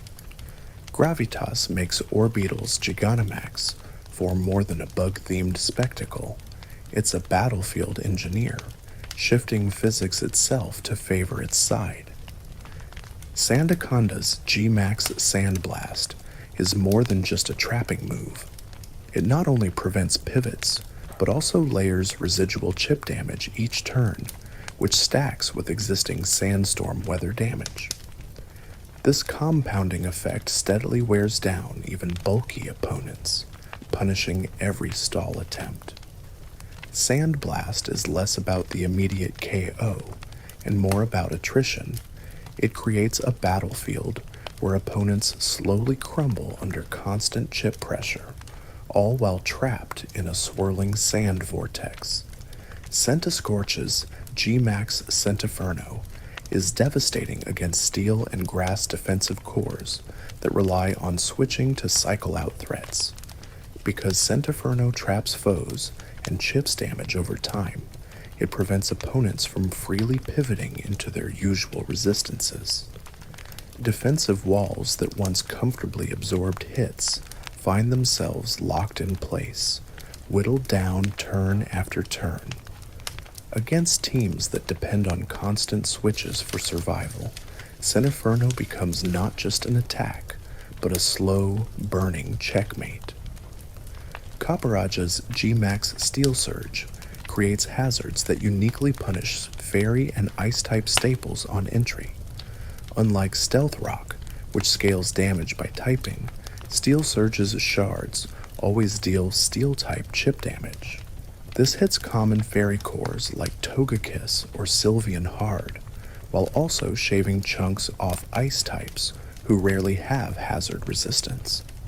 Because of its typing, Steel Surge carves out its own niche, ensuring that even Pokémon usually safe on entry are punished the moment they appear. Dreadnaught's G-Max Stone Surge lays rock-type entry hazards on the field, punishing fire and flying types that often rely on pivoting. Pokémon like Charizard, Talonflame, or Rotom Heat normally slip in and out of battle to pressure foes, but Stone Surge chips them heavily every time they switch. This forces opponents to think twice before pivoting into their usual counters. Stone Surge is less about the immediate turn and more about shaping the long game through consistent battlefield punishment. Lapras's G-Max Resonance doesn't just set dual screens, it stacks powerfully with Light Clay if Reflect or Light Screen were already in play. By combining traditional screen setting with Resonance, teams can achieve incredible layers of durability, reducing incoming damage for extended stretches. This synergy turned Lapras into one of the most dominant support attackers in doubles formats. Resonance isn't just about one defensive buff, it's about compounding advantages until your side becomes almost unbreakable. Machamp's G-Max Chase Strike is a snowball machine. Each time it lands, it raises the critical hit ratio for Machamp and its allies. Once stacked, this boost lets them ignore defensive boosts like Reflect, Aurora Veil, or stat stages, landing critical hits that bypass protection. With enough momentum, Chai's Strike turns into a brute force win condition. Against defensive teams that rely on layers of durability, Machamp's G-Max punches straight through like a wrecking ball. Duraludon's G-Max Depletion isn't just about draining PP from massive nukes. It can disable key utility moves too. By targeting options like Fake Out or Spore, it robs opponents of clutch disruption tools before they can turn the tide. This makes Depletion a subtle control tool, cutting off options that swing momentum in doubles battles. Against fragile support Pokémon, even one depletion can unravel entire strategies, proving that resource denial is sometimes the best offense. G-Max Gold Rush has value that actually scales with the user's level, meaning higher level Meowth generate far more bonus money after battles. Event-distributed Meowth, often at higher levels, became the best for farming, turning Gold Rush into a community-wide meme. Players built entire routines around maximizing payout, stacking cash multipliers, and replaying fights. What began as a gimmick move became a genuine economy trick, proving once again that Pokémon battles can literally pay off. Pikachu's G-Max Volt Crash inflicts paralysis across the opposing side, functioning as an instant team-wide thunder wave. This move enables slower partners to outspeed enemies that would otherwise dominate the field. Unlike relying on single target paralysis, Volt Crash spreads disruption instantly, reshaping tempo in one move. It's a perfect setup tool for sweepers waiting in the back. Pikachu's mascot status may be about cuteness, but in G-Max form it delivers shockingly efficient battlefield control. Butterfree's G-Max Befuddle embodies chaos by rolling random status effects, sleep, paralysis, or poison onto all opposing Pokémon. While random at first glance, the chance to roll sleep can immediately flip board states in doubles, shutting down attackers for critical turns. Even paralysis or poison applies constant pressure, slowing or chipping opponents. Befuddle thrives on unpredictability, turning every strike into a gamble the opponent may lose. In a single turn, it can disrupt an entire strategy. Colossal's G-Max Volcolith synergizes perfectly with other residual effects like Leech Seed, Toxic, or Sandstorm. By layering chip damage from multiple sources, teams create a suffocating battlefield where opponents take damage every single turn, regardless of what they do. This attrition strategy punishes defensive switch-ins and forces offensive teams to break through quickly. Volcalith isn't about immediate knockouts, it's about inevitability, where the opponent slowly crumbles under the combined weight of passive damage sources. Venusaur's Ag-Max Vine Lash applies residual damage each turn, but it specifically spares grass types. When paired with grassy terrain, this creates a deadly yet sustainable combo. Opponents are slowly chipped away, while your side heals every turn. It's a perfect example of Gigantamax synergy, where residual effects aren't just punishment, but tools for attrition-based strategies. Vine Lash doesn't need to sweep.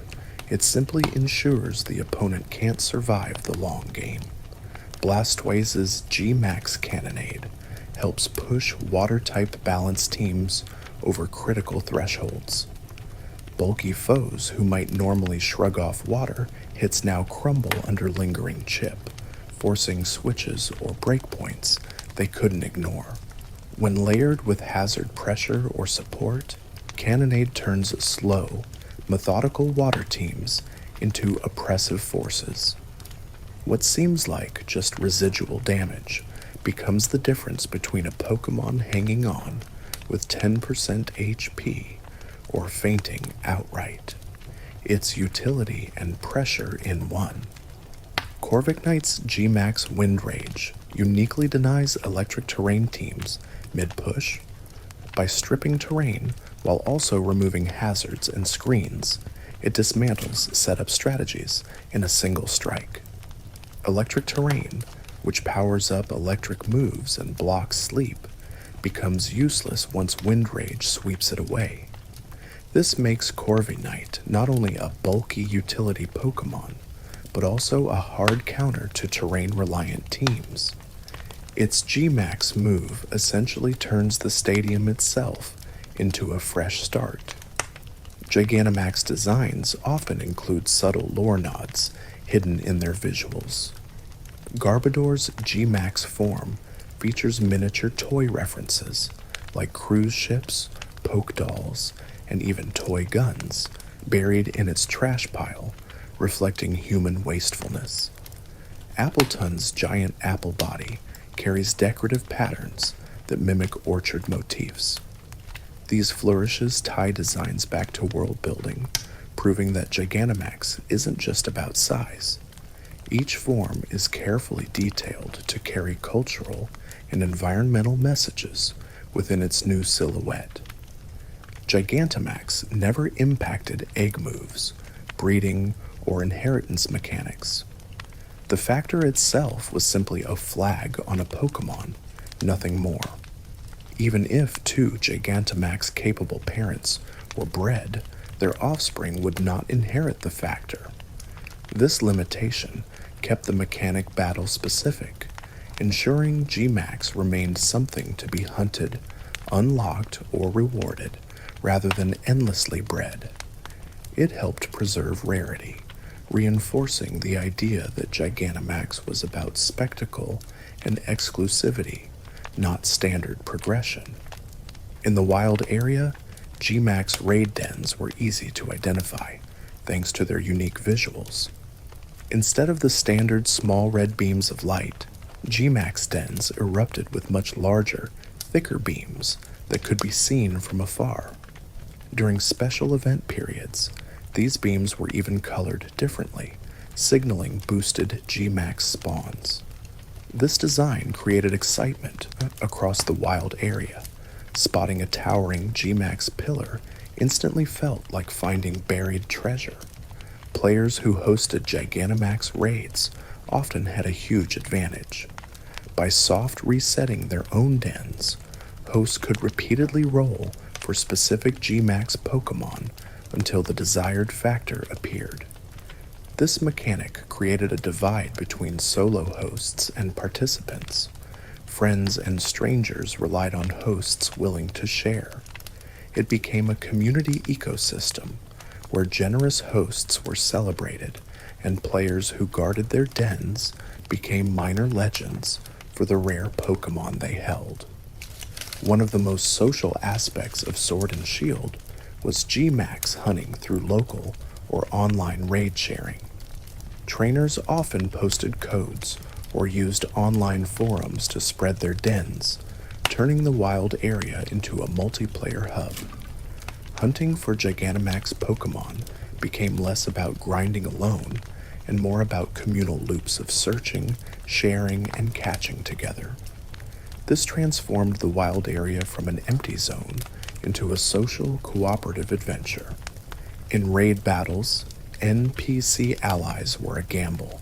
While sometimes helpful, their moves could just as easily sabotage progress, such as hitting shields prematurely with weak attacks and breaking optimal damage windows. Coordination between human players mattered more, as synergy allowed shields to be cracked efficiently while setting up sustained pressure. This made multiplayer raids much more rewarding. The difference between victory and defeat often came down to real players syncing strategies. Raid shield mechanics included a unique stagger effect. When a shield broke, the boss Pokémon would briefly flinch or stagger, letting extra damage slip through before it recovered. Skilled raid groups learned to time their heavy attacks for these moments, maximizing output during the short vulnerability window. This created another layer of strategy, where breaking shields wasn't just survival, it was a chance to pour in critical bursts of damage and finish the fight faster. In Sword and Shield's story, Gigantamax is used to sell each gym leader's identity. Kabu's Centiscorch becomes a blazing inferno of coils, Nessa's Dreadnought towers atop waves, and B's Machamp throws colossal punches. These forms aren't just battle mechanics, they reinforce the leader's theme and personality.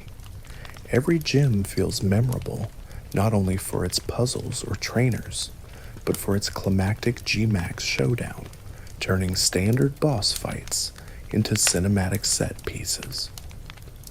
Sound design played a huge role in making Gigantamax feel massive.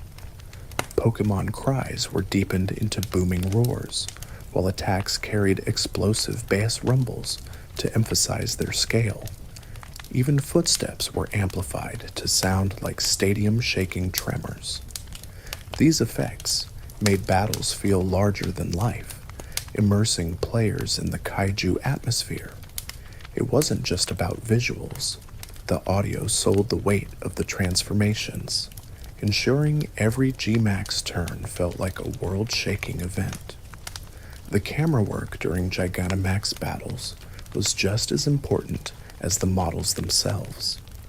Angles would zoom low to make Pokémon look towering, or tilt upward as if the trainer was staring at a skyscraper-sized monster. The arena backdrop often blurred slightly, drawing attention to the colossal figure at center stage.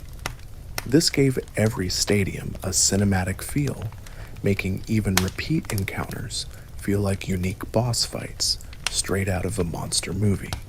Some Gigantamax moves go beyond single target pressure, hitting all adjacent opponents in doubles battles. Moves like Toxtricity's G-Max Stun Shock spread status and damage to both foes, making positioning critical. Opponents can't simply hide key Pokémon in the back row. They risk both partners being disrupted at once. This design ensures doubles battles remain dynamic, forcing trainers to think about placement and synergy. G-Max moves often act like miniature earthquakes, reshaping the field entirely. Terrain wars became an important part of competitive play in Sword and Shield, and Gigantamax amplified the dynamic.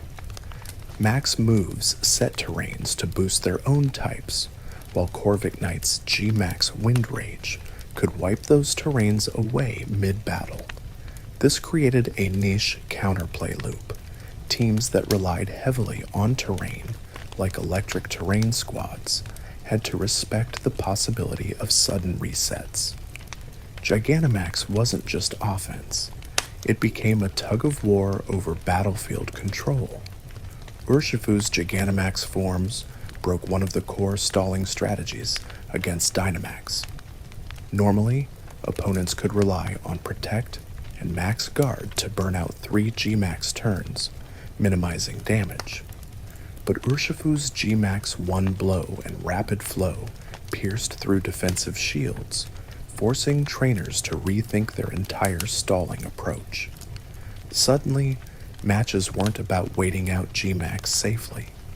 Against Urshifu, players had to engage directly or risk losing their team while hiding behind broken defenses. Protect remained a staple tool even against Gigantamax, but it came with limits.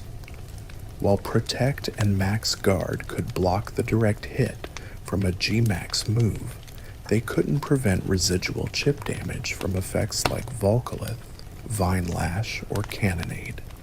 This meant Protect could stall turns, but not negate the pressure entirely. Trainers had to weigh whether stalling was worth the HPs they'd inevitably lose anyway. Against residual heavy teams, Protect was never a full answer. One quirk of Gigantamax is that the massive forms don't persist outside of battle. As soon as the fight ends, Pokémon shrink back to their normal size.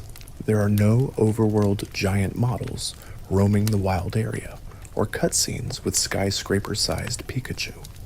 This keeps the spectacle limited to the controlled environment of stadiums and raids. The limitation is practical for the game engine, but also reinforces G-Max as a special temporary transformation. Shiny hunters discovered quirks in Gigantamax events. Some distributed G-Max Pokémon were shiny locked, meaning you couldn't obtain a shiny version no matter how many raids you attempted. Others were fully huntable during boosted event rotations. Players had to carefully check event notes to know whether their shiny hunts were possible. This created moments of frustration, but also hype, when shiny legal G-Max Pokémon were finally rotated into events, turning each encounter into a collector's prize. Capture rates in Gigantamax raids weren't just determined by luck, they could be improved through team cooperation. Support actions like cheering, setting up barriers, or contributing damage often rewarded players with premier balls at the end of raids. This encouraged teamwork, since every contribution increased the chance of securing the catch. For many trainers, these cooperative incentives turned raids into more than boss fights. They were social hunts where working together boosted success. NPC gym leaders almost always Gigantamax their ace Pokémon, telegraphing exactly when the transformation will occur. For example, Kabu always G-maxes Send-a-Scorch, while Nessa saves it for Dreadnought. This scripting gave players a clue to hold their own Dynamax or Gigantamax until the final moments, making battles feel more cinematic but also predictable. In story mode, G-Max wasn't a surprise mechanic. It was a showcase, a set-piece moment to highlight each leader's identity. In raid battles, AI-controlled G-Max bosses don't just absorb damage, they react dynamically. When their HP hits certain thresholds, they restore portions of their shields, immediately putting walls back up. This forced players to plan coordinated bursts of damage, breaking multiple shield bars quickly before they reset. Random hits or uncoordinated moves often led to wasted turns. Understanding shield phases was essential, making raid success less about raw strength and more about precise timing. Gigantamax trapping moves, like Sandaconda's Sand Blast or Send-a-Scorch's Sentiferno, are particularly effective against teleport pivots and regenerator cores. Normally, these strategies rely on swapping out repeatedly to heal or reset positioning. Traps cut off that option, locking foes in place while chipping them every turn. Teams built around endlessly cycling suddenly collapse under the weight of forced commitment. G-Max traps don't just deal damage, they rewrite the flow of play, turning freedom of movement into confinement. Hazard-setting Gigantamax moves like Steel Surge or Stone Surge become even more dangerous when paired with phasing moves such as Roar or Whirlwind. These combos force opponents to switch into hazards over and over, stacking chip damage across the entire team. Instead of letting enemies choose when to swap, phasing mechanics ensure they're dragged in against their will. This synergy amplifies the utility of hazard G-Max effects, punishing opponents simply for having more than one Pokémon. Disruption-based Gigantamax moves like Hatterene's Smite or Grimmsnarl's Snooze thrive against teams unprepared with counters, like Safety Goggles, Lumberries, or Terrain Protection. Confusion and Sleep punish setups that lack those answers, forcing otherwise solid strategies into chaos. In doubles especially, a single status effect can swing the entire pace of the match. These status-spreading moves remind players that Gigantamax wasn't just about raw offense, it was about creating cracks in the opponent's game plan. Duraludon's G-Max depletion is secretly one of the best anti-stall tools in the game. By draining PP, it removes the fuel that defensive walls rely on to survive indefinitely. Even bulky Pokémon that could normally stall forever crumble when their recovery moves or status tools run dry. In long games, depletion is devastating. It's an example of how Gigantamax mechanics aren't always flashy. They can quietly dismantle entire strategies just by removing resources over time. G-Max Meowth, with its Gold Rush move, became famous as a farming tool, but is almost useless in ranked play. Its confusion effect is gimmicky, and its frailty makes it easy to remove. Instead, players leaned into solo farming routes, running Gold Rush Meowth in high-level battles to maximize money gain. It's the clearest case of a G-Max designed for economy, not competition, proof that not every Gigantamax was built with ranked in mind. Alchemy's towering cake G-Max form isn't just for show, it doubles as a team healer. Its G-Max finale damages opponents while restoring HP to allies. This makes it especially strong on bulky Trick Room cores, where partners benefit from sustained healing during slower, grindy matches. Pairing Alchemy with defensive anchors turns battles into endurance tests, where opponents slowly wear down while your side stays fresh. It's dessert-themed support with surprisingly sharp competitive teeth. Gigantamax forms never stack with earlier generational gimmicks like Mega Evolution or Z moves. Each era's special mechanic is siloed to preserve balance and avoid overwhelming players with too many transformations. In Sword and Shield, you had to pick between Dynamax and Gigantamax, while Mega and Z remained retired. This design choice keeps each generation's system distinct, ensuring no overlap or combinations that might break the game. Gigantamax stood alone as Galar's unique spectacle. When transferring through Pokemon Home, Gigantamax Pokémon carry their unique factor as a flag in the data, but their oversized models remain locked to Sword and Shield. Even if a G-Max Butterfree is sent forward, it won't appear in giant form outside those games. The factor persists, ready to be reactivated if brought back into Galar, but elsewhere it's just a normal Pokemon. This preserved G-Max as a Galar exclusive phenomenon, tied tightly to that region's lore. Urshifu's Gigantamax forms were meta-defining because both Single Strike and Rapid Strike shared the same rare trait. Their G-Max moves ignored Max Guard. Normally, Protect and Max Guard were the standard counter to stall out Dynamax turns, but Urshifu cut straight through. This single exception forced an entire rethink of competitive strategy, making Urshifu one of the scariest offensive threats of its generation. Its ability to break the rules made it unforgettable in the meta. Melmetal's Gigantamax form was never available as a wild catch in Sword and Shield. Instead, it was tied to distribution through Pokemon Home and Pokemon Go connectivity. This created an event-exclusive feel, making G-Max Melmetal rarer than most. Players who engaged with GO or HOME were rewarded with access, while others missed out.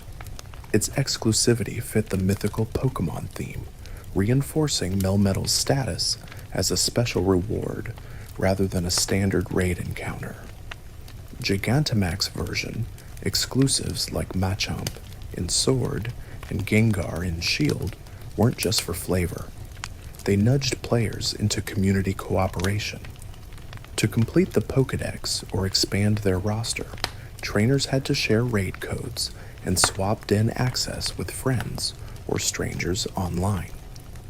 This social design wasn't accidental. It encouraged community bonds, making the hunt for G-Max forms more collaborative than competitive. Instead of grinding alone, players worked together to see everything Galar had to offer.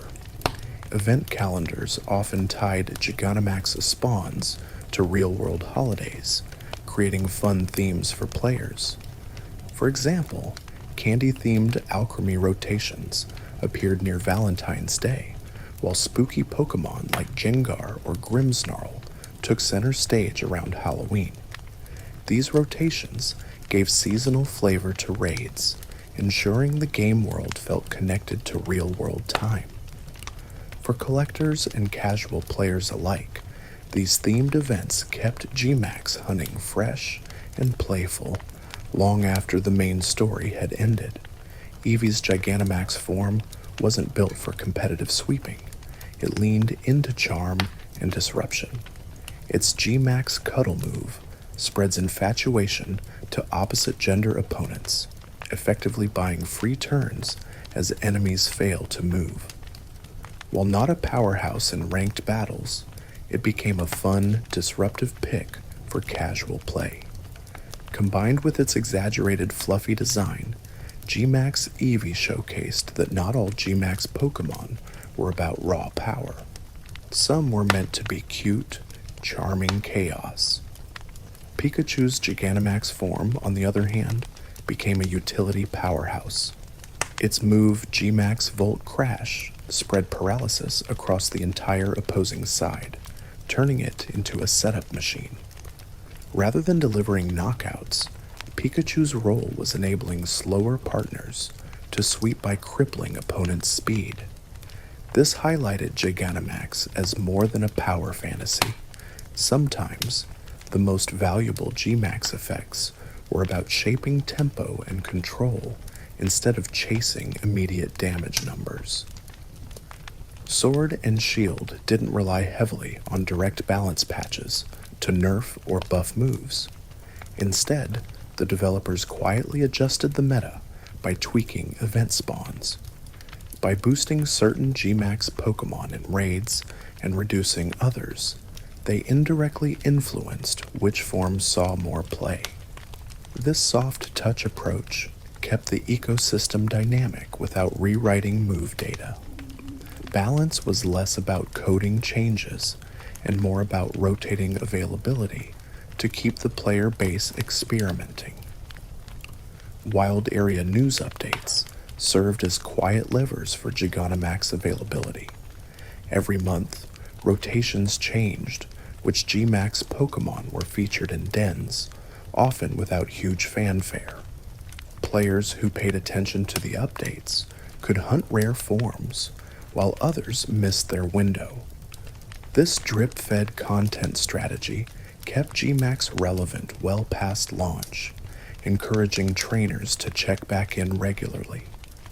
The wild area became a living calendar, rewarding long-term engagement with fresh Gmax opportunities.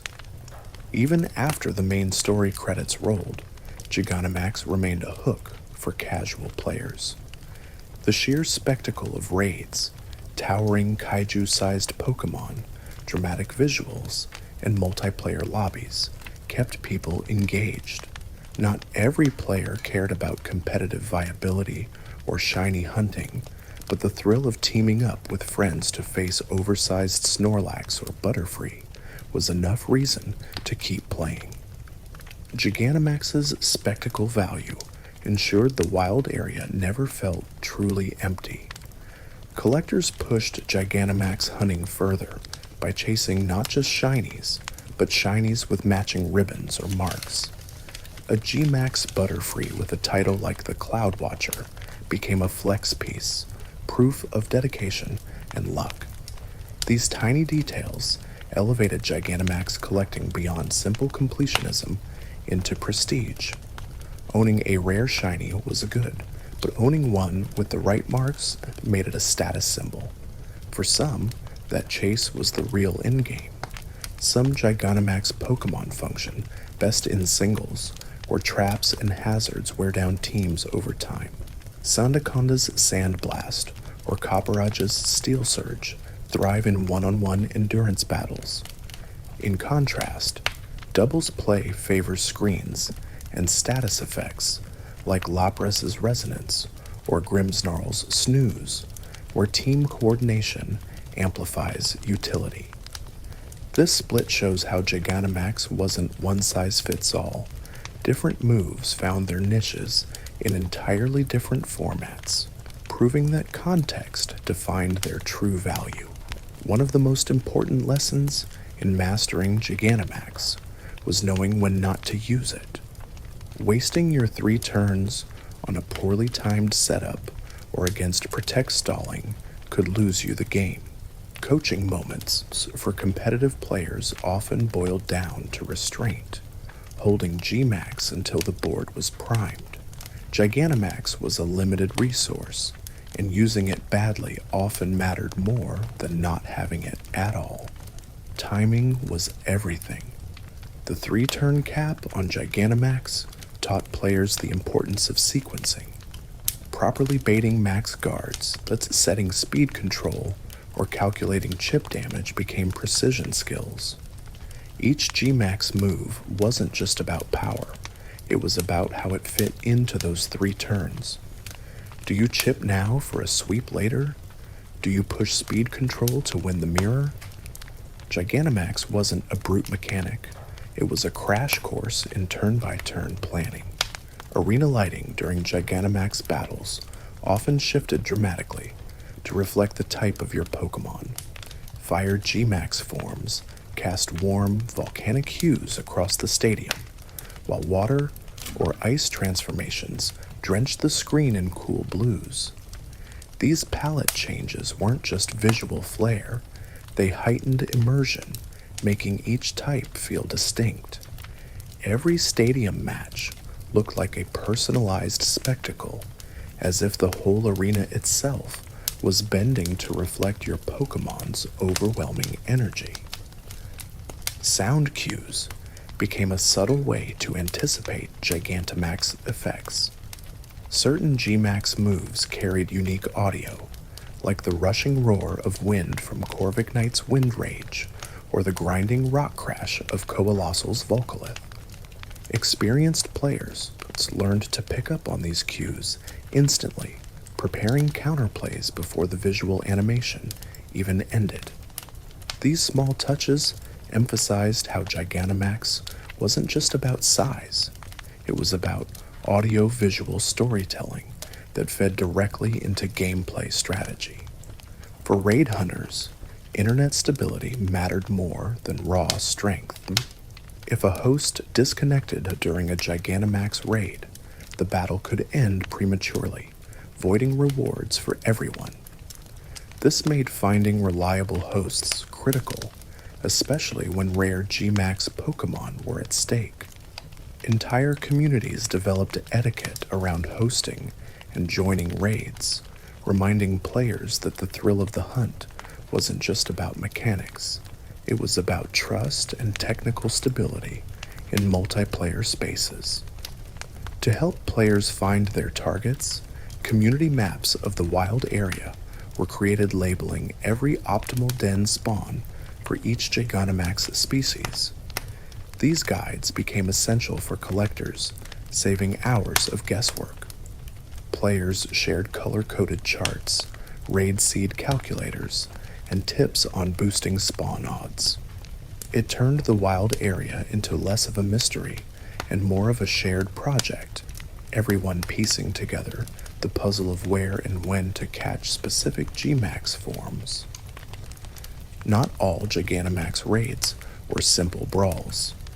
Some bosses required very specific counters to avoid frustrating cheese strategies.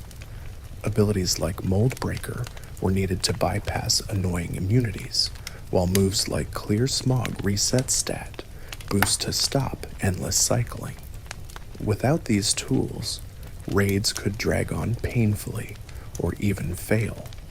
This layer of planning ensured that G-Max raids weren't just about brute force, they were about assembling the right toolkit to survive.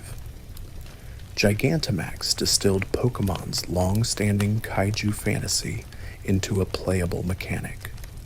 For years, fans imagined their favorites as skyscraper-sized monsters, and Sword and Shield delivered stadium battles that looked like cinematic boss fights. With towering models, booming sound effects, and 3-turn timers, every match carried the energy of a climactic showdown.